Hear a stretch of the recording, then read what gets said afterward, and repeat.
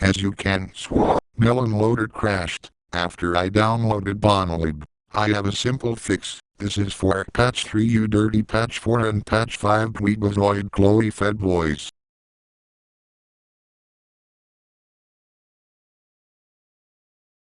Go back to the bonelib Thunderstore page and install version 2.2.1.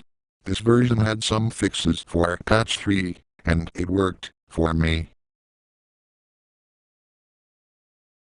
Yada yada yada. Install the mods and plugins, but remove the auto-updater. I don't know if this is effective, but it will stop bonelib from updating.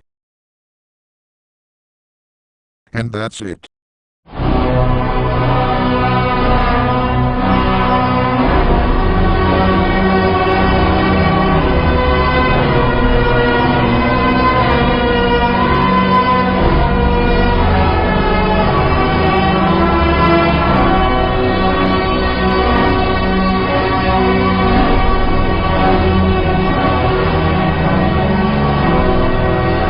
I don't have my VR plugged in, so there is of course an OpenXR error.